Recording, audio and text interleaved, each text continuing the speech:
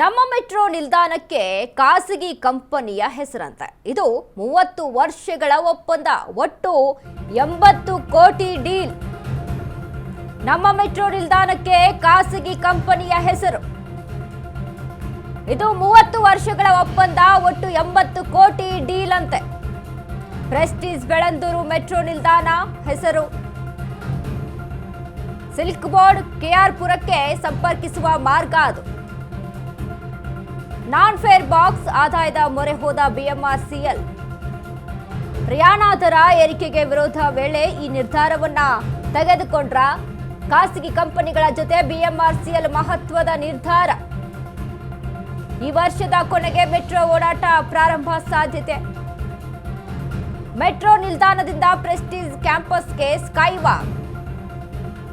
Skywalk ನಿರ್ಮಾಣ ಮಾಡಿದ್ರೆ ಹೆಚ್ಚುವರಿ 10 ಕೋಟಿ.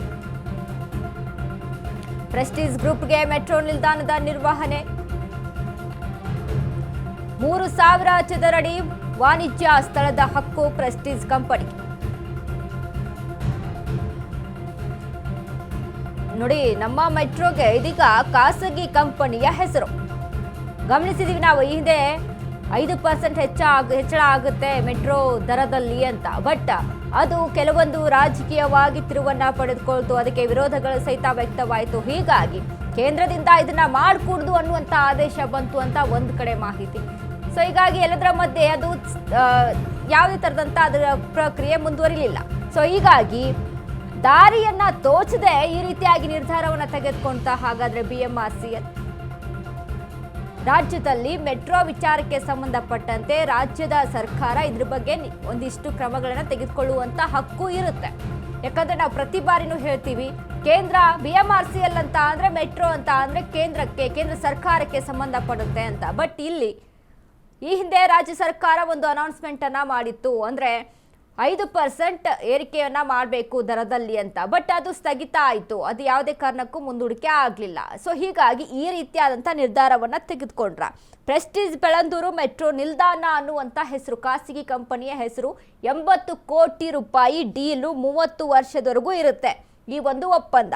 ಖಾಸಗಿ ಕಂಪನಿಗಳ ಜೊತೆ ಮಹತ್ವದ ನಿರ್ಧಾರವನ್ನು ತೆಗೆದುಕೊಂಡಿರುವಂತಹ ಬಿಎಂಆರ್ಸಿಎಲ್. ನಾನ್ ಫೇರ್ ಬಾಕ್ಸ್ ಆದಾಯದ ಮೊರೆ ಹೋದ ನಮ್ಮ ಮೆಟ್ರೋ ಪ್ರಯಾಣ ದರ ಏರಿಕೆ ವಿರೋಧ ಹಿನ್ನೆಲೆ ಈ ನಿರ್ಧಾರದ ಸಾಧ್ಯತೆ ಆಯ್ತಾ ಅನ್ನುವಂಥ ಒಂದು ಕಡೆ ಪ್ರಶ್ನೆಗಳು ಮೂಡ್ತಾ ಇದೆ. ಯಾಕಂದ್ರೆ ಎಲ್ಲಾದ್ರೂ ಒಂದು ಕಡೆ ಇನ್ಕಮ್ ಅನ್ನ ತೆಗೆದುಕೊಳ್ಬೇಕಲ್ವಾ, ಆ ರೀತಿಯಾದಂಥ ಪರಿಸ್ಥಿತಿ ಇದೀಗ ನಮ್ಮ ರಾಜ್ಯ ಸರ್ಕಾರಕ್ಕೆ ಇರುವಂಥದ್ದು. ಸೊ ಹೀಗಾಗಿ ಖಾಸಗಿ ಕಂಪನಿಗಳ ಜೊತೆಗೆ ಒಪ್ಪಂದ ಮಾಡಿಕೊಂಡ್ರೆ ಅಲ್ಲೊಂದಿಷ್ಟು ದುಡ್ಡನ್ನ ಎತ್ತಬಹುದು ಅನ್ನುವಂಥ ವಿಚಾರಕ್ಕೆ ಸಂಬಂಧಪಟ್ಟಂತೆ ಈ ಒಪ್ಪಂದವನ್ನ, ಅಂದ್ರೆ 30 ವರ್ಷಗಳವರೆಗೆ ಒಪ್ಪಂದ ಇರುತ್ತೆ. ಇದು ನಾವು ಗಮನಿಸಬೇಕು.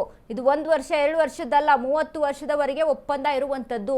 ಸೊ ಇದನ್ನ ಮುಂದಿಟ್ಕೊಂಡು ಮುಂದೆ ಯಾವ ಸರ್ಕಾರ ಬರುತ್ತೆ ಅನ್ನುವಂಥದ್ದನ್ನು ಕೂಡ ಗಮನಿಸ್ಕೋಬೇಕಾಗುತ್ತೆ ಎಲ್ಲ ರೀತಿಯಲ್ಲಿ. ಮತ್ತೊಂದು ಕಡೆ ಮೆಟ್ರೋ ನಿಲ್ದಾಣಕ್ಕೆ ಖಾಸಗಿ ಕಂಪನಿಯ ಹೆಸರಿಡುವ ಬಗ್ಗೆ ಒಪ್ಪಂದ ಆಗಿರುವಂಥದ್ದು. ಮೆಟ್ರೋ ಹಂತ 2A ದರದಲ್ಲಿರುವಂಥ ಒರಾರಾಯ್ ಕಾರಿಡಾರ್ನ ಬೆಳ್ಳಂದೂರು ಮೆಟ್ರೋ. ಈ ಬಗ್ಗೆ ಹೆಚ್ಚಿನ ಮಾಹಿತಿಯನ್ನ ಕೊಡ್ತಾರೆ ನಮ್ಮ ಪ್ರತಿನಿಧಿ ಲಕ್ಷ್ಮಿ. ಲಕ್ಷ್ಮಿ, ಇದೀಗ ಒಂದಿಷ್ಟು ಸುದ್ದಿಗಳು ಹಿಂದೆ ಹರಿದಾಡ್ತಾ ಇತ್ತು, ಅಂದ್ರೆ ಮೆಟ್ರೋ ದರ ಏರಿಕೆ ಆಗುತ್ತೆ, 5% ಏರಿಕೆ ಮಾಡ್ತಾರೆ ಅಂತ. ಬಟ್ ಅದು ಸಾಧ್ಯವಾಗಲಿಲ್ಲ. ಅದಾದ ಮೇಲೆ ಈ ರೀತಿಯಾದಂಥ ನಿರ್ಧಾರವನ್ನ ತೆಗೆದುಕೊಳ್ಳೋಕೆ ಬಿಎಂಆರ್ಸಿಎಲ್ ಮುಂದಾಯ್ತಾ? ಎಲ್ಲಾದ್ರೂ ಒಂದ್ ಕಡೆ ಇನ್ಕಮ್ ಅನ್ನ ತೆಗೆದುಕೊಳ್ಬೇಕು ಅನ್ನುವಂತ ಒಂದು ನಿಟ್ಟಿನಲ್ಲಿ. ಎಸ್ ವನಿತಾ, ಇತ್ತೀಚಿನ ದಿನಮಾನಗಳಲ್ಲಿ ನಾವೇನ್ ಬೆಳವಣಿಗೆಯನ್ನ ನೋಡ್ತಾ ಇದೀವಿ, ಒಟ್ಟಾರೆಯಾಗಿ ಮೆಟ್ರೋದಲ್ಲಿ ಆಗ್ತಾ ಇರುವಂತಹ ಬೆಳವಣಿಗೆಗಳನ್ನ ನೋಡ್ತಾ ಇದ್ದಾಗ ನಮಗೆ ಎಲ್ಲೋ ಒಂದ್ ಕಡೆ ಆದಾಯವನ್ನ ಹೆಚ್ಚಿಸುವಂತಹ ನಿಟ್ಟಿನಲ್ಲಿ ನಮ್ಮ ಮೆಟ್ರೋ ಹೋಗ್ತಾ ಇದೆಯಾ ಅನ್ನುವಂತಹದ್ದು ಎದ್ದು ಕಾಣುವಂತಹದ್ದು. ಯಾಕಂತಂದ್ರೆ ಇತ್ತೀಚೆಗಷ್ಟೇ ಕಳೆದ ವರ್ಷವೂ ಸಹ 75% ಪ್ರಯಾಣಿಕರ ದರವನ್ನ ಏರಿಕೆ ಮಾಡ್ತು. ಅದಾದ ಬಳಿಕ ಇತ್ತೀಚೆಗೆ ಅದಾದ ಮೇಲೆ ಫೆಬ್ರವರಿಯಲ್ಲೂ ಇದೇ ಮಂತ್ 9ನೇ ತಾರೀಕಿನಿಂದ ಸಹ 5% ಏರಿಕೆ ಮಾಡುತ್ತು. ಇದರ ಹಿಂದೆ ಅಡ್ವರ್ಟೈಸ್ಮೆಂಟ್ ಅನ್ನು ಸಹ ಮೆಟ್ರೋ ನಿಲ್ದಾಣಗಳಲ್ಲಿ ಅಳವಡಿಕೆ ಮಾಡೋದಕ್ಕೆ ಮುಂದಾಗಿತ್ತು. ಈ ಎಲ್ಲಾ ಬೆಳವಣಿಗೆಗಳನ್ನ ನಾವು ನೋಡೋದಾದ್ರೆ ನಮ್ ಕಂಡು ಬರುತ್ತೆ ಆದಾಯವನ್ನ ಹೆಚ್ಚಳ ಮಾಡೋದಕ್ಕೆ ನಮ್ಮ ಮೆಟ್ರೋ ಎಲ್ಲ ಮುಂದಾಗ್ತಾ ಇದೆ ಅಂತ ಹೇಳಿ. ಇದರ ಬೆನ್ನಲ್ಲೇ ಈಗ ಮೆಟ್ರೋ ಪ್ರಾರಂಭದ ನಂತರ ಏನು ಸಿಲ್ಕ್ ಬೋರ್ಡ್ ಮತ್ತು ಕೆಆರ್ ಪುರಂಗೆ ಸಂಪರ್ಕ ಕಲ್ಪಿಸುವಂತಹ ಮೆಟ್ರೋವನ್ನ ಆರಂಭ ಮಾಡ್ತಾ ಇದ್ದಾರೆ. ಅಂದ್ರೆ 2ನೇ ಹಂತದ ದರದಲ್ಲಿ ORR ಕಾರಿಡಾರ್ನ ಬೆಳ್ಳಂದೂರು ಮೆಟ್ರೋವನ್ನ ಆರಂಭ ಮಾಡ್ತಾ ಇದ್ದಾರೆ. ಸೊ ಈ ವರ್ಷದ ಕೊನೆಯ ಹಂತದಲ್ಲಿ ಪ್ರಾರಂಭ ಆಗುವಂತಹ ಸಾಧ್ಯತೆ ಇದೆ. ಇದಕ್ಕೆ ಪ್ರೆಸ್ಟೀಜ್ ಬೆಳ್ಳಂದೂರು ಮೆಟ್ರೋ ನಿಲ್ದಾಣ ಎಂದು ಕರೆಯಲಾಗುತ್ತೆ ಅಂತ ಹೇಳಿ ಈಗ ಏನು ಬಿಎಂಆರ್ಸಿಎಲ್ ಒಂದು ಸ್ಪಷ್ಟನೆಯನ್ನ ಕೊಟ್ಟಿರುವಂತಹದ್ದು. ಇದು 30 ವರ್ಷಗಳ ಒಪ್ಪಂದ, ಜೊತೆಗೆ ಒಟ್ಟು 80 ಕೋಟಿ ರೂಪಾಯಿ ಒಪ್ಪಂದ ಆಗಿರುವಂತಹದ್ದು. ಒಟ್ಟಾರೆಯಾಗಿ ಬಿಎಂಆರ್ಸಿಎಲ್ಗೆ ಒಟ್ಟು 90 ಕೋಟಿ ರೂಪಾಯಿ ಆದಾಯ ಆಗುವಂತಹ ಸಾಧ್ಯತೆ ಇರುವಂತಹದ್ದು.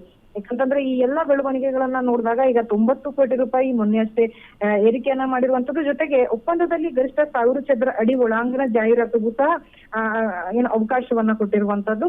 3000 ಚದರ ಅಡಿಯಷ್ಟು ವಾಣಿಜ್ಯ ಸ್ಥಳದ ಹಕ್ಕು ಕೂಡ ಪ್ರೆಸ್ಟೀಜ್ ಕಂಪನಿ ಇದಕ್ಕೆ ಹೊಂದಿರುವಂತದ್ದು. ಸಂಪೂರ್ಣವಾಗಿ ಜನಸಾಮಾನ್ಯರಿಗಿರುವಂತಹ ನಮ್ಮ ಮೆಟ್ರೋ ಸದ್ಯಕ್ಕೆ ಕಂಡು ಬರ್ತಾ ಇರುವಂತದ್ದು ಆದಾಯ ನಿಟ್ಟಿನಲ್ಲಿ ಹೋಗ್ತಾ ಇದೆ ಅನ್ನುವಂಥದ್ದು. ಟೋಟಲಿ ಈಗೇನು ಅಡ್ವರ್ಟೈಸ್ಮೆಂಟ್ ಆಗಿರ್ಬೋದು, ಅವರು ಜಾಗ ಕೊಡ್ತಾ ಇರೋದು, ಜೊತೆಗೆ ಈಗೇನು ಪ್ರೆಸ್ಟೀಜ್ ಕಂಪನಿ ಇದು ಪ್ರೆಸ್ಟೀಜ್ ಬೆಳ್ಳಂದೂರು ಮೆಟ್ರೋ ನಿಲ್ದಾಣ ಅಂತ ಏನು ಹೆಸರನ್ನ ಕೊಡಲಾಗ್ತಾ ಇದೆ, ಏನ್ ಕರೆಯಲಾಗ್ತಾ ಇದೆ, ಎಲ್ಲ ಬೆಳವಣಿಗೆ ನೋಡಿದಾಗ ನಮ್ಗೆ ಖಂಡಿತವಾಗಿಯೂ ಕಂಡು ಬರ್ತಾ ಇರುವಂತದ್ದು ಎಲ್ಲ ಒಂದ್ ಕಡೆ ನಮ್ಮ ಮೆಟ್ರೋ ಆದಾಯ ನಿಟ್ಟಿನಲ್ಲಿ ಮುಂದೆ ಹೋಗ್ತಾ ಇದೆ ಅನ್ನುವಂಥದ್ದು. ಇನ್ನು ಇದಕ್ಕೆ ವಿರೋಧ ಸದ್ಯಕ್ಕೆ ಯಾವುದೇ ರೀತಿಯಾಗಿ ವ್ಯಕ್ತವಾಗಿಲ್ಲ.